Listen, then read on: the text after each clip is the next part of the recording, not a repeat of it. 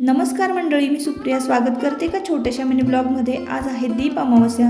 दिव्यांबद्दल कृतज्ञता मानण्याचा आजचा दिवस। आजच्या दिवशी घरोघरी दिवे घासून पुसून स्वच्छ केले जातात।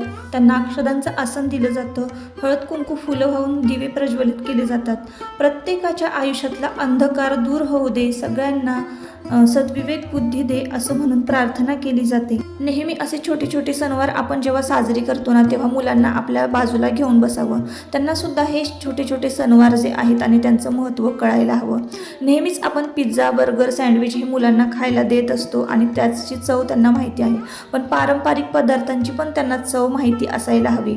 मी आता करते गुळाचे गुलगुले। तर यामध्ये की नाही भरपूर प्रमाणामध्ये गव्हाचं पीठ आणि थोडंसं हरभऱ्याच्या डाळीचं पीठ असतं।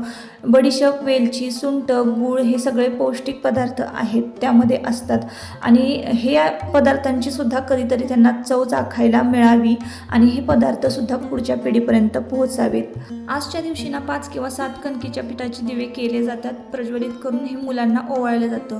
मुलं आपल्या वंशाचे दिवे असतात। त्यांचे आरोग्य, भविष्य उज्ज्वल व्हावं, त्यांना उदंड आयुष्य मिळावं म्हणून त्यांचं आजच्या दिवशी औक्षण केलं जातं।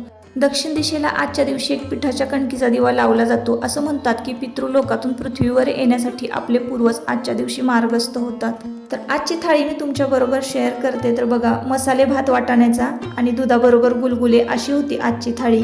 आता देवाला नैवेद्य दाखवायचा आणि मग सगळ्यांनी एकत्रित जेवायला बसायचं। असा असतो आमचा दीप अमावस्येचा सण।